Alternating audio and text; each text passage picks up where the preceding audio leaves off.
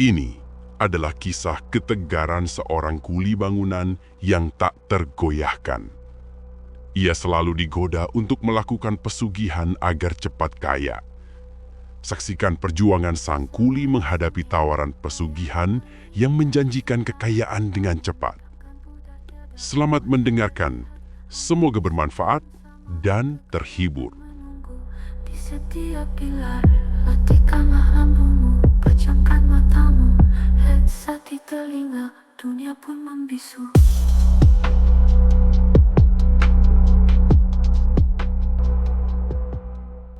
Senja Jakarta seperti kanvas yang terbakar, memancarkan warna oranye lelah ke seluruh kota.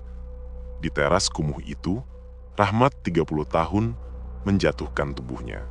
Ia bukan hanya lelah, ia seperti balok kayu tua yang ambruk. Lapisan debu semen tebal menempel di punggungnya, bukan sekadar kotoran, melainkan medari kesengsaraan seorang kuli bangunan. Ia memejamkan mata di atas bantal keras dari balok kayu. Suara nafasnya kasar, seperti gesekan amplas. Ya Allah, nikmat. Badan boleh pegelinu, asal jiwa kagak ikut nyerah. Gumamnya lirih, bibirnya yang pecah-pecah bergetar. Keheningan itu pecah oleh ledakan energi kecil. Aji, 9 tahun, anak tunggalnya, menerobos masuk bagai angin puyuh. Seragam sekolah dasar Aji lecek, tapi matanya memancarkan cahaya yang jauh lebih mahal dari gedung-gedung yang dibangun Rahmat. Bapak harus tahu. Bu guru bilang sekolah kita bakal ke pameran robot di Depok. Ada robot yang bisa terbang sama ngobrol. Aku mau ikut, Pak. Seru Aji penuh semangat, menggoyang-goyangkan tangan Rahmat dengan desakan. Jantung Rahmat mencelos. Ia tahu betul, setiap kegiatan sekolah adalah lubang baru dalam kantong mereka. Pameran robot, nak. Hebat. Anak bapak emang pintar. Kita usahain ya. Bapak kagak mau kamu kelewatan hal penting. Jawab Rahmat lembut, mengusap rambut Aji yang seketika tertempel remah semen dari tangannya. Aji pun menghilang ke dalam rumah, membawa mimpi robotnya. Rahmat kembali menikmati sepi. Namun, ketenangan itu tak berlangsung lama. Sebuah bayangan asing jatuh di teras, membawa aura kegelisahan yang dingin. Teguh, 32 tahun, teman lama Rahmat berdiri di sana dengan sorot mata yang keruh, layaknya air kotor. Mat, hidup lu makin mengenaskan. Gue lihat lu kayaknya tinggal tulang sama debu. Sapa Teguh datar. Tanpa basa-basi ia duduk di samping Rahmat, tatapannya jauh. Rahmat berusaha tersenyum ramah. Lu juga, Guh, sama-sama nyari keringet kita. Cuma buat cari duit, makan sama ongkos seragam sekolah doang, udah kudu jungkir balik. Rahmat memijat tengkuknya yang terasa kaku.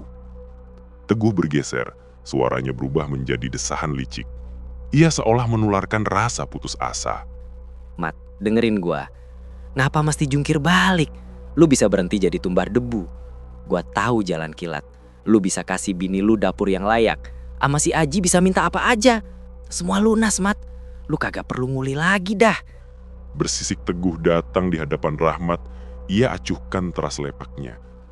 Rahmat seketika tersentak, tegak lurus, rasa lelahnya hilang digantikan amarah yang membakar. Pesugihan, maksud lu begitu? Jaga omongan lu, Guh. Jangan pernah sekali-kali lu coba jual iman di teras rumah gua.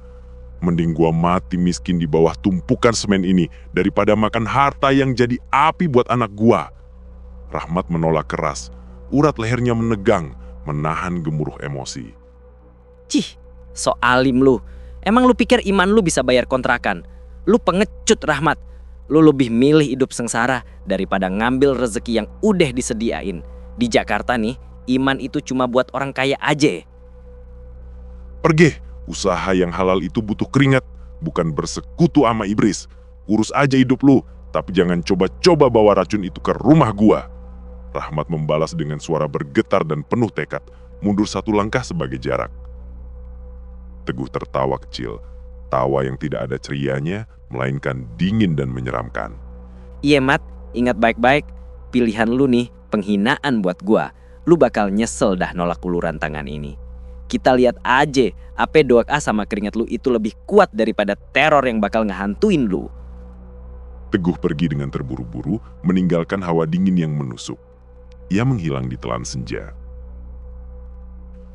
Malam merayap, udara di teras terasa semakin dingin, seolah sisa amarah Teguh masih menggantung di sana. Rahmat masuk ke dalam, menemui Siti yang masih lincah mengayunkan jarum di bawah temaram lampu. Aji sudah terlelap memeluk erat buku gambar robotnya. Rahmat duduk di samping istrinya, tubuhnya terasa kaku dan punggungnya dingin. "Dek, anak kita, bentar lagi dia SMP.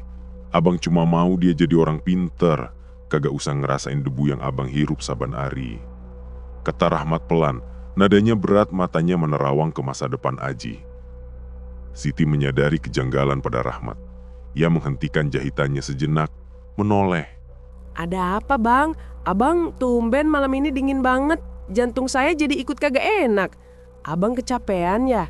Tadi abang ketemu siapa di luar? Tanya Siti penuh selidik, menaruh tangannya di bahu Rahmat. Rahmat menghindar dari tatapan Siti. Ia tidak bisa menceritakan bisikan pesugihan itu. "Kagak ada siapa-siapa, Dek. Abang cuma mikir aja. Uang sekolah sama kebutuhan ini kayak sumur kagak ada dasarnya. Abang takut gak bisa ngasih yang terbaik. Abang takut kepaksa ngambil jalan yang salah," jawab Rahmat, suaranya tercekat oleh ketakutan yang baru. Siti kembali mengayunkan jarum, gerakannya tenang. Ia menatap Aji yang tertidur. Jalan yang salah itu lebih berat bang dari debu semen. Abang dengerin saya. Rezeki mah pasti ada. Kita udah punya yang paling penting, iman sama kesehatan. Jangan sampai abang tergoda sama yang kotor. Yang penting abang sehat. Biar saya yang usaha lebih giat lagi ngejahit. Sabar bang. Nasihat Siti lembut, senyumnya menenangkan. Rahmat menghela nafas. Rasa bersalah karena hampir tergoda Teguh sedikit mereda. Ia memeluk kecemasannya lagi, tapi kali ini ia memeluk janji keimanannya lebih erat. "Iya dek, abang janji. Apapun yang terjadi, abang kagak bakalan pernah nyerah sama godaan. Apalagi nuker kebahagiaan Aji pakai cara yang dilarang agama. Abang kudu jadi pejuang yang bersih buat dia." Rahmat menggenggam tangannya di atas lututnya. Rahmat terbangun di tengah kegelapan subuh, bukan karena azan, melainkan karena hawa dingin yang menusuk tulang, seolah kehangatan rumahnya telah dicuri. Ia merasa badannya remuk, lebih parah dari rasa lelah biasa. Saat mencoba bangkit, ia merasakan sesak aneh di dada. "Aduh, kenapa badan abang begini, Dek?" Rahmat mengeluh lirih, menyentuh dahi sendiri yang terasa dingin. Siti yang sudah terjaga menoleh dengan khawatir. Abang kenapa? Semalam abang megap-megap mulu tidurnya. Jangan-jangan abang beneran sakit bang. Bisik Siti menyentuh lengan suaminya. Rahmat mencoba bangkit dan bersiap sholat subuh. Setelah sarapan, ia pamit pada Siti untuk bekerja. Awalnya Siti melarang, tapi Rahmat meyakinkan kalau ini hanya sekedar masuk angin.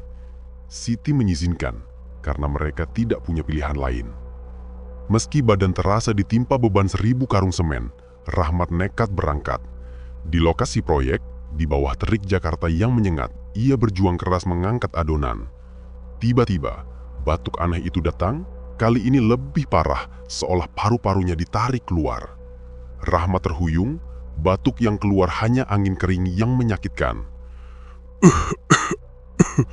"Ya Allah." Rahmat memegangi dadanya, matanya terpejam menahan sakit. Mandor melihatnya, langsung berteriak dengan suara yang memecah konsentrasi.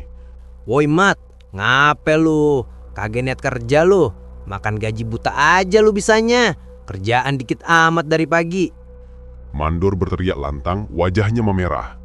Di tengah amarah Mandor, bisikan Teguh muncul lagi. Kali ini terasa dingin dan menusuk telinga Rahmat. "Tuh kan, mana duit lu Mat? Mending mati cepet aja lu. Nyawa lu udah di ujung tanduk. Kenapa kagak nurut sama gua?" Rahmat segera menghela nafas, matanya memerah menahan air mata dan amarah.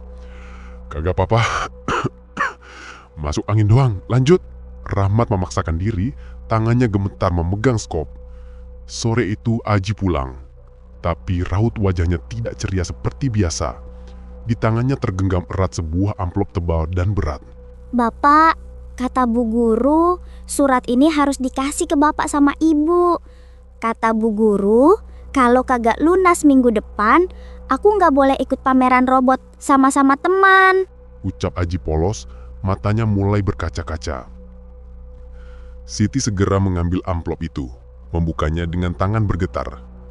Kertas itu mencantumkan angka yang membuat nafasnya tercekak. Bang, uang pelunasan pembangunan sama biaya study tour totalnya 3 juta. Ya Allah, 3 juta bang dalam seminggu. Dari mana kita cari duit segitu? Siti bersuara lirih, memegang amplop itu seperti kertas vonis. Air mata mulai menetes. Rahmat mematung, angka itu terasa seperti batu nisan. Proyek abang yang sepi ini cuma dapat 1 juta, Dek. Sisanya buat makan sehari-hari. Abangku dicari lemburan di mana lagi? Rahmat memijat pangkal hidungnya. Mereka terdiam, kebingungan menyelimuti teras. Melihat kondisi Rahmat yang semakin pucat, batuknya yang aneh dan beban 3 juta, Siti menjadi khawatir. Udah bang, urusan duit belakangan. Abang sakit begini, saya jadi takut. Besok kita ke puskesmas ya, kita lihat abang sakit apa. Saya kagak rela abang kenapa-napa. Pinta Siti, suaranya mengandung tangis.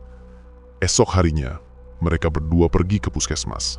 Setelah serangkaian pemeriksaan, Rahmat dan Siti hanya bisa terdiam mendengar vonis dokter.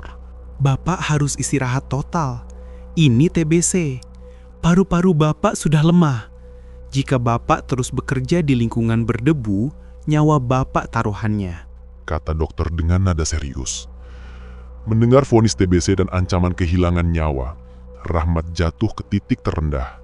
Di sudut rumah, ia terduduk lemas, air mata menetes. Bisikan Teguh terdengar semakin jelas dan merayu. Lihat Mat, nyawa lu udah dicabut perlahan. 3 juta itu bisa jadi obat lu Mat. Lu bisa hidup tenang, cuma nurut aja. Apa lu tega lihat Aji sedih karena penyakit lu? Rahmat memegang kepalanya, ia hampir menyerah. Ia mengambil langkah ke pintu, seolah ingin mencari Teguh dan menerima tawaran pesugihan itu. Siti melihat suaminya yang rapuh. Ia segera memeluk Rahmat dari belakang, menangis terseduh-seduh. Bang, jangan lari dari Allah. Penyakit ini ujian bang. 3 juta itu kagak ada artinya kalau abang jadi budaknya setan. Saya lebih rela kita miskin, abang sehat, asal iman kita kagak kotor. Kita punya Allah bang, kita punya Aji. Jangan sia-siain hidup bersih kita. Siti menangis, menguatkan kembali iman suaminya dengan pelukan erat. Iya dek, iya. Abang janji, abang kagak akan nyerah. Abang akan cari rezeki yang halal. Besok abang ke Jakarta Pusat, abang akan cari proyek yang paling besar. Rahmat memantapkan hati, tatapannya membara, menantang takdir dan kemiskinan yang menggerogoti kehidupannya. Subuh itu, Rahmat sudah siap. Batuknya masih kering dan menyakitkan, tapi tekadnya lebih kuat. Ia berlutut di hadapan Siti yang sedang merapikan baju kerjanya. Dek, abang pamit ke Jakarta Pusat. Abang kudu cari proyek gede. Abang gak bisa lihat Aji nangis cuma gara-gara 3 juta itu. Apalagi abang cuma tiduran begini. Abang harus berjuang, kata Rahmat lirih menyembunyikan wajahnya yang pucat. Siti menoleh, matanya merah. Ia tahu Rahmat sedang sakit TBC dan pekerjaan kuli di pusat kota adalah bunuh diri. Namun melihat betapa hancurnya hati suaminya, Siti tak punya pilihan. Bang, abang janji satu hal sama saya. Abang harus janji. Jangan pernah sentuh harta haram.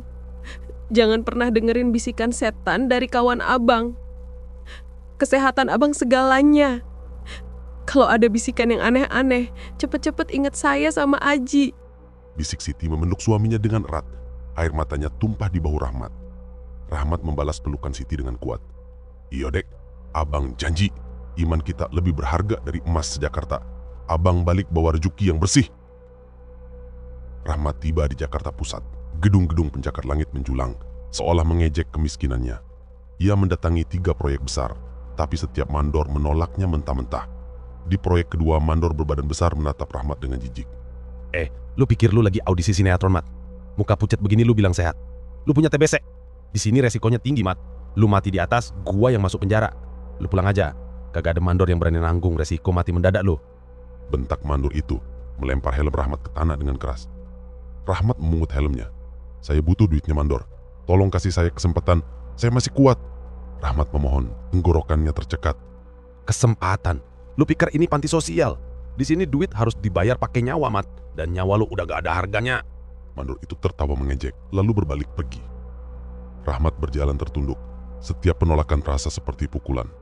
Vonis TBC bukan hanya mengancam nyawanya, tapi juga menutup semua pintu rezeki halal. Saat Rahmat duduk putus asa di halte, menatap kakinya yang berdebu, tiba-tiba terdengar suara klakson motor sport yang memekakan telinga. Oi kuli busuk, ngapain lu di sono? Lagi nunggu malaikat ngejemput ya? Itu Teguh. Ia kini mengenakan jaket kulit mewah dan duduk gagah di atas motor sport keluaran terbaru. Teguh terlihat jauh lebih bersih, lebih berisi, dan matanya menyancarkan kesombongan yang menjijikan. Teguh, lu dapat dari mana motor begini? Tanya Rahmat terkejut melihat perubahan drastis temannya. Teguh tertawa nyaring. Tawa yang dulu Rahmat kenal kini terasa hampa dan dingin. Nih, lu lihat. Ini namanya rezeki kilat, Mat. Yang lu tolak itu, motor ini baru gua ambil semalam. Uang 3 juta itu apa artinya dibanding harta gua sekarang? Malu-maluin lu. Dulu gua nawarin lu solusi. Sekarang, lu cuma bisa ngemis jadi kuli sakit. Teguh memamerkan kunci motornya. Nadanya penuh penghinaan. Rahmat tersentak. Ia melihat kemewahan Teguh yang instan, lalu merasakan sakit di paru-parunya. Harta haram itu gak berkah, Guh. Lu bakal bayar mahal buat semua ini. Rahmat membalas, mencoba berdiri tegak meski badannya bergemetar. Teguh tertawa lagi. Tawa yang kali ini terdengar lebih seperti raungan serigala. Bayar. Gua kagak perlu bayar. Duit yang kerja buat gua. Lu mau gue tunjukin siapa yang bayar? Teguh menyeringai. Matanya tajam menatap ke arah Rahmat. Rahmat tidak sempat menjawab. Saat Teguh memutar gas motornya dengan pongah, ia melihatnya. Di kursi belakang Teguh, tepat di belakang pundaknya, duduk sesosok bayangan kurus hitam yang kepalanya menempel di pundak Teguh. Wujudnya buram, seperti asap pekat yang membentuk siluet makhluk besar. Matanya merah menyala, menatap lurus ke arah Rahmat. Makhluk itu tidak bergerak, namun bibirnya yang pucat menyeringai mengerikan, seolah mengejek Rahmat. Rahmat merasa hawa dinginnya menusuk. Teguh melaju kencang, meninggalkan Rahmat sendirian. Rahmat hanya bisa terdiam, tubuhnya bergemetar ketakutan. Ya Allah, Rahmat berbisik, memegang helm bututnya. Yang ia lihat adalah makhluk yang membantu Teguh memanen duit haram. Kembali ia membayangkan wajah Aji dan Siti, lalu ia beristighfar. Rahmat berjalan terhuyung. Setelah penolakan bertubi-tubi dan dihantam oleh penampakan Teguh yang pongah, badannya terasa lumpuh total. Penyakit TBC dan teror spiritual membuatnya lelah, bukan hanya fisik, tapi juga jiwa. Ia butuh istirahat. Ia butuh tempat bersandar pada Sang Halik. Ia menemukan sebuah musola kecil yang terselip di antara 2 gedung kaca raksasa di Jakarta Pusat. Rahmat menyeret langkah kakinya masuk ke teras musola yang teduh. Ia ambruk di sana, mencoba menenangkan nafasnya yang tercekat. Ya Allah, badan Aye ulah kagak kuat lagi. Kasih Aye istirahat sebentar ya Allah. Rahmat memohon lirih. Ia tertidur pulas dalam keputusasaan. Rahmat tersentak bangun karena suara keras dan dingin. Ia membuka mata dan mendapati seorang warga Paruhbaya berdiri di atasnya, memegang sapu dengan tatapan menghina. Woi, lu siapa? Gelandangan ya? Di sini bukan tempat tidur. Keluar lu. Bau aja. Lu bikin kotor aja teras rumah Allah. Bentak pria itu menyapu lantai yang baru saja ditiduri Rahmat dengan kasar, seolah membersihkan najis. Rahmat segera bangkit. Tubuhnya gemetar karena kaget dan rasa sakit. Ampun bang, saya bukan gelandangan. Saya cuma numpang istirahat sebentar. Saya kuli. Alah, banyak bacot lu. Sono, bikin malu aja. Sono lu cabut. Jangan balik lagi. Badan lu bawa najis. Pria itu mendorong Rahmat dan Rahmat terhuyung meninggalkan musola. Ia merasa terhina di tempat yang seharusnya memberi kedamaian. Rahmat berjalan tanpa arah. Air mata menggenang. Kepalanya dipenuhi pertanyaan. Gimana ini? Di tempat ibadah aja gue juga diusir. Apa benar kata Teguh? Apa Tuhan emang udah kagak peduli sama gue? Tiba-tiba bisikan Teguh muncul lagi. Kali ini terdengar lebih lantang dan penuh kemenangan. Tuh kan, dengerin gue Mat. Lu pikir Tuhan peduli sama lu? Di tempat ibadah aja lu udah gak pantas. Tuhan kagak butuh kuli miskin kayak lu. Ikut gue, semuanya bisa lu dapat. Duit itu lebih nyata daripada iman busuk lu. Rahmat goyah. Ia merasa sakit, lapar, diusir, dan dihina. Ia berpikir istirahat abadi mungkin lebih baik daripada hidup seperti ini. Ia memegang dadanya. Rasa sakit TBC menusuk. Ia merasakan kakinya lemas. Tubuhnya tidak lagi bisa menopang jiwanya yang hancur. Rahmat berbisik putus asa. Ya Allah, kalau memang ayah harus mati di sini. Ia pun ambruk di pinggir jalan, pingsan di telan debu Jakarta. Beberapa saat kemudian, Rahmat tersadar. Ia berada di kasur sederhana di dalam sebuah rumah kontrakan yang bersih. Di sampingnya, duduk seorang pria paruh baya yang tenang dan berwibawa. Pak Haji, 50-an, yang rupanya menyaksikan Rahmat pingsan. Wajah Pak Haji mencamirkan ketenangan khas pria matang dengan pengalaman hidup. Sudah sadar nak, minum dulu, kata Pak Haji lembut, menyodorkan segelas air putih hangat. Rahmat berterima kasih atas pertolongan Pak Haji. Lalu ia menceritakan semua yang ia alami. Sakitnya, tagihan 3 juta rupiah, teror Teguh, dan penghinaan di depan rumah ibadah. Pak Haji mendengarkan dengan sabar. Ia kemudian menatap Rahmat dengan tatapan penuh hikmah. Dengar nak, semua ujian itu berasal dari Allah. Dan Allah itu maha adil. Kalau kamu diuji separah ini, sampai diusir dari tempat ibadah, itu tandanya kamu orang pilihan. Allah sedang membersihkan hatimu dari rasa ketergantungan pada dunia. Pak Haji menghela napas, lalu berbicara perlahan. Kamu ingat baik-baik, Allah sudah berjanji. Allah tidak membebani seseorang melainkan sesuai dengan kesanggupannya. Iya toh? Artinya, cobaan yang kamu terima, sakitmu, kemiskinanmu, hinaan temanmu, itu semua sudah diukur oleh Allah. Kamu sanggup melewatinya toh? Kalau kamu diuji seberat ini, itu karena Allah tahu iman kamu kandel, tebel, kuat. Pak Haji menggenggam tangan Rahmat. Ayo, jangan pernah sangka Allah nilar kamu. Justru Allah lagi menaikkan derajat kamu di matanya. Kamu sudah menolak harta haram. Itu adalah kemenangan sejati. Sekarang jangan sampai rasa putus asa jadi kemenangan setan.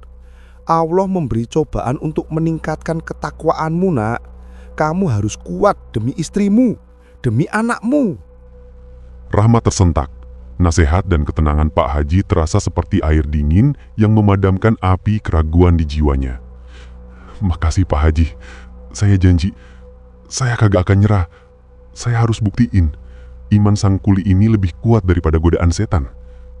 Rahmat memantapkan hati untuk tetap istiqomah di jalan Allah. Ia ingat istrinya yang mewanti-wanti agar tidak mudah putus asa dan jangan sampai tergoda untuk menyekutukan Allah. Rahmat menghabiskan malam itu di rumah Pak Haji, tidur pulas setelah mendapatkan ketenangan spiritual yang lama hilang. Pagi-pagi sekali, setelah menunaikan sholat subuh berjamaah, ia berbincang sebentar dengan Pak Haji sambil menyantap sarapan seadanya. Nah, Nak Rohmat, kamu sudah kuat. Sekarang jangan lagi ada keraguan di hati. Ingat Allah dan tawakal padanya, ya toh? Nasihat Pak Haji lembut, senyumnya menenangkan. Rahmat membalas dengan tatapan penuh tekad. Iya Pak Haji, saya janji, saya kagak akan nyerah lagi. Makasih banyak Pak Haji, Bapak udah nyelamatin nyawa saya 2 kali, sekali fisik, sekali iman, ujar Rahmat tulus. Setelah berpamitan, Rahmat meninggalkan rumah Pak Haji dengan semangat baru. Ia berjalan tegak, Kini, ia tidak ragu lagi dalam menapaki kehidupan ini. Rahmat berjalan kaki menuju kawasan konstruksi besar. Tepat di persimpangan jalan, sebuah papan reklame besar menarik perhatiannya.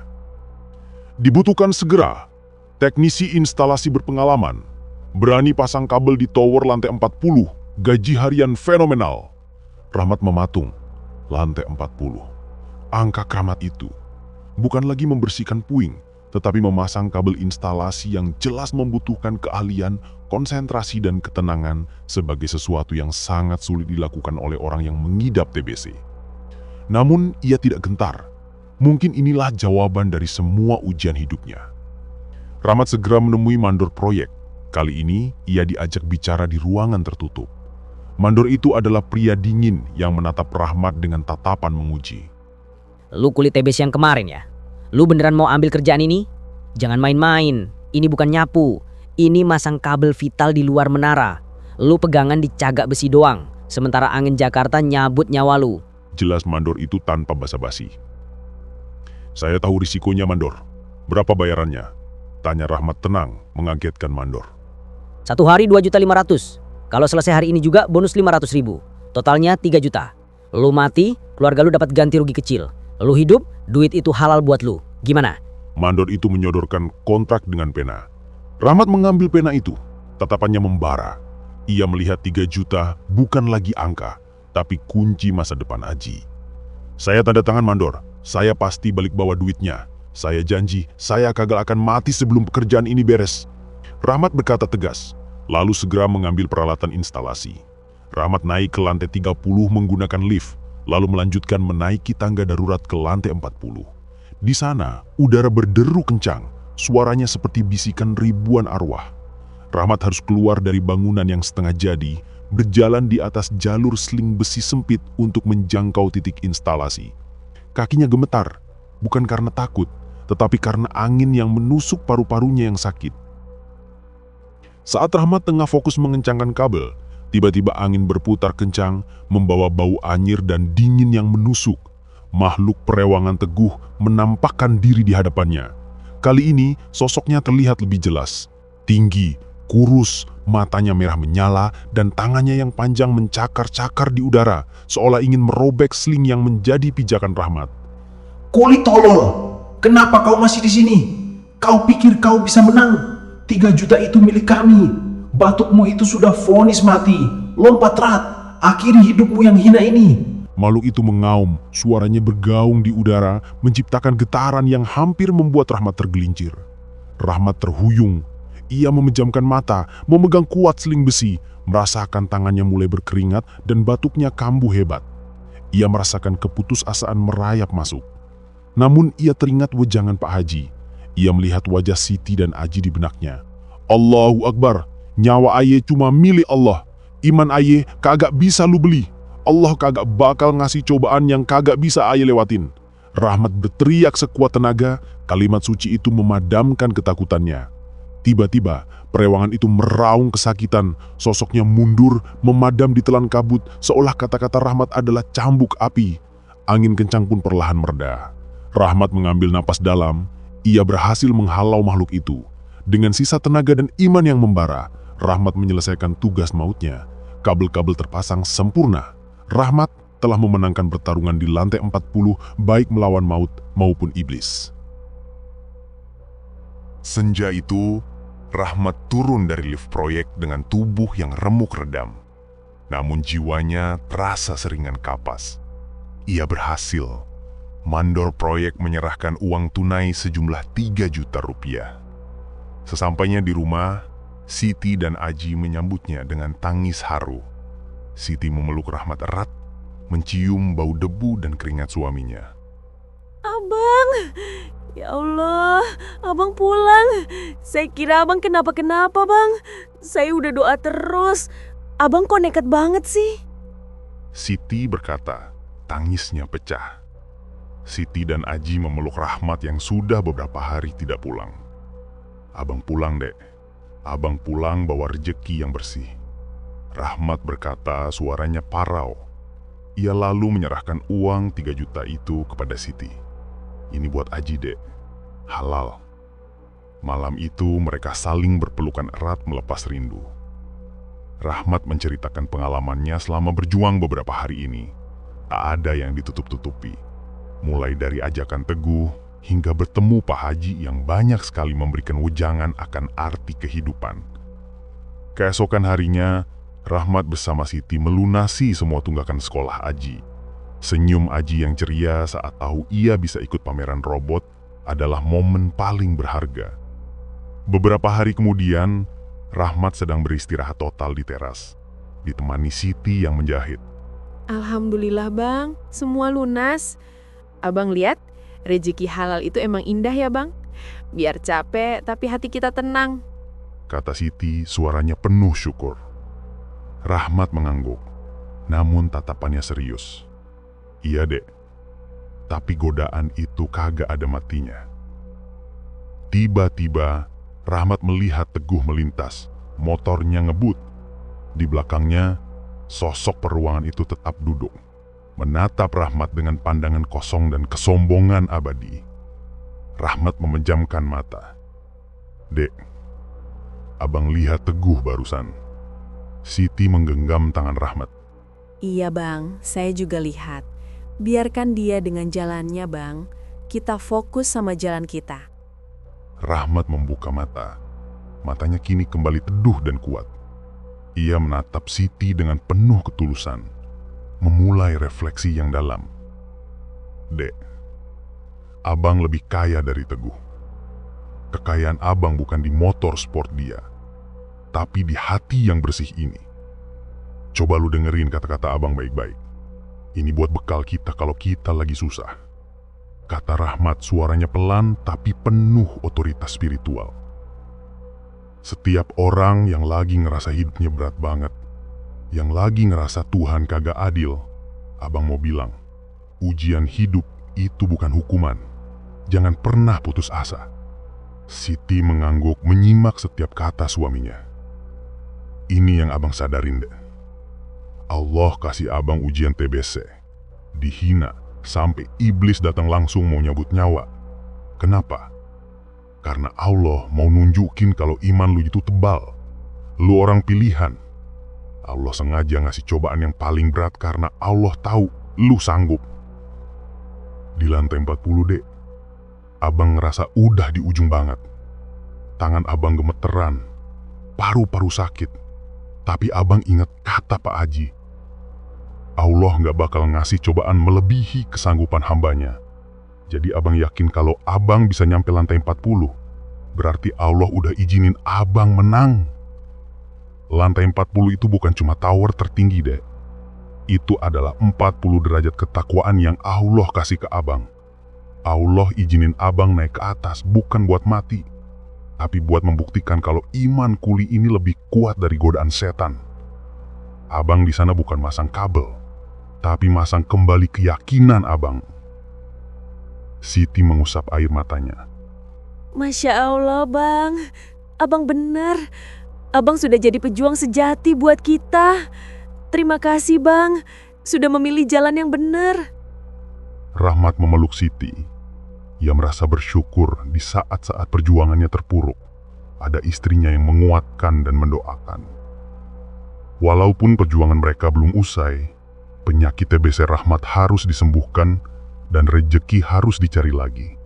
Namun ia telah mendapatkan modal terpenting yang tak nilai harganya, yaitu keyakinan dan motivasi bahwa tidak ada masalah yang melampaui kemampuan seorang hamba yang beriman. Dan ujian hidup adalah tanda kenaikan derajat.